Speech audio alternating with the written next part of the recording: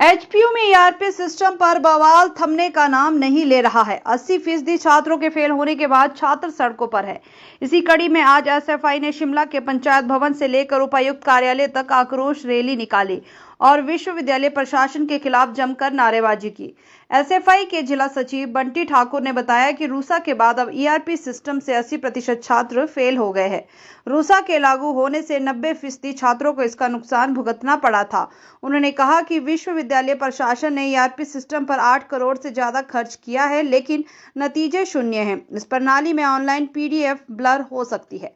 अध्यापकों के पास इसके लिए पर्याप्त डाटा है या नहीं, बिना इंफ्रास्ट्रक्चर के यह सिस्टम लागू हुआ है। एसएफआई 2 दिन का अधिवेशन करने जा रही है। उससे पहले रैली व प्रदर्शन कर इस प्रणाली को वापस लेने की मांग कर रही है।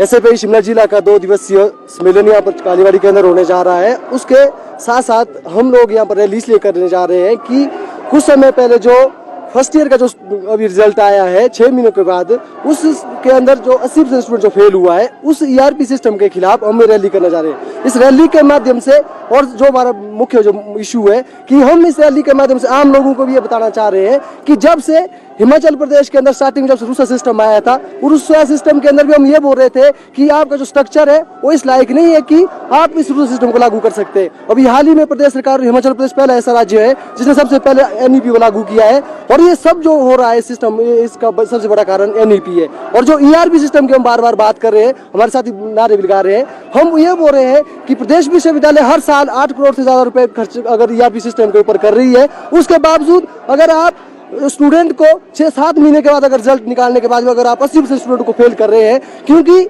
आपका जो सिस्टम है और जो आपका स्ट्रक्चर है वो इस लायक नहीं है। दूसरा, हिमाचल प्रदेश जो शिक्षक संघ था, जो टीचर्स है, वो पहले स्टार्टिंग से इसका विरोध कर रहे थे और उनका मानना ये था कि जो स्क्रीनिंग सिस्टम के तहत आप जो इवैल्यूएशन करवा रहे हैं वो आपका सही नहीं आ रहा है, और उसमें बहुत सारी शिकायतें आ रही थी। उसके बावजूद प्रदेश सरकार ने और विश्वविद्यालय प्रशासन ने, जब प्रदेश के अंदर सरकार थी, इसको इसलिए लागू किया ताकि जो कंपनियां हैं उनको फायदा दिया जाए। जो ठेके के जरिए जो आपका ईआरपी सिस्टम चला गया, आपका इवैल्यूएशन जो ब्रांच आपकी ठेके में चली गई है, ताकि वहां से ठेकेदारों को फायदा पहुंचाया जाए। और उसके साथ साथ हम क्या देख रहे हैं कि हिमाचल प्रदेश के अंदर 140 से ज्यादा कॉलेजेस है और मैक्सिमम कॉलेजों के अंदर स्टाफ की कमी है। और दूसरा, बहुत सारे कॉलेज ऐसे, अगर फॉर एग्जांपल अगर रामपुर कॉलेज की बात करें, 5000 स्टूडेंट वहां पर पढ़ते हैं, मात्र 50 प्रोफेसरों के सारे कॉलेज चल रहा है। वैसे शिमला शहर की बात है, वैसे ही शिमला के अंदर जितने भी कॉलेज आते हैं और हिमाचल प्रदेश के अंदर जितने कॉलेज आते हैं, हर जगह स्टाफ की कमी है। दूसरा, जो आपके कॉलेज के अंदर जो पीटीए फीस ली जा रही है, उस पीटीए फीस का न प्रदेश सरकार न हिमाचल प्रदेश विश्वविद्यालय प्रशासन इसको लेकर कोई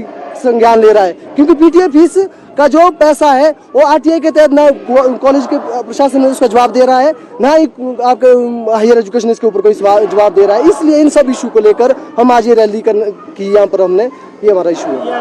अंदर जो कमी है कि जो आपका इवैल्यूएशन करने का तरीका, क्योंकि आपने स्क्रीनिंग करवाई ऑनलाइन, आपने प्रोफेसरों को जो आप पीडीएफ बना के भेजी है, वो पीडीएफ के अंदर एक तो ब्लर आ रहा है। दूसरा, अगर जो साइंस क्या बोलती है, साइंस ये बोलती है कि जो पढ़ने और पढ़ाने का जो तरीका है और जो स्क्रीन आपके इवैल्यूएशन करने का सबसे अच्छा तरीका है, आपका मैनुअली जो होगा, मैन टू मैन होगा, वो आपका बेस्ट तरीका है। दूसरा कि आपने जब पीडीएफ के जरिए आपने टीचरों को दे दिया है, उनके पास नीचे कितना डाटा है, वो कितना उनके पास सोर्सेज नीचे है, और उसको कैसे वो चेक कर रहे हैं, उसकी कोई देख रेख नहीं है। दूसरा, उसके ऊपर जब हिमाचल प्रदेश के जब शिक्षक संघ ये बोल रहा था कि आपका ईआरपी सिस्टम है, जो आपका स्क्रीनिंग के तहत जो आप इवैल्यूएशन कर रहे हैं, इसको आप दोबारा चेक करिए, इसको अभी आप इस लागू नहीं करिए, परंतु विश्वविद्यालय प्रशासन ने हर बार यही है, आज की जैसी बात नहीं है। इससे पहले जब रूसा सिस्टम आया था तो 90% स्टूडेंट फेल हुए थे, अभी इस बार क्या हुआ है, 80% स्टूडेंट फेल हो गए। या तो फिर जो ईआरपी सिस्टम के तहत अगर आप चेक करें क्वेश्चन, या तो उसमें गलती है, या फिर जिस कॉलेज के अंदर आपके टीचर, आपका प्रोफेसर जो पढ़ा रहे हैं, या फिर उनको पढ़ाने के अंदर कोई कमी है। अगर कहीं कमी हो सिस्टम के अंदर है,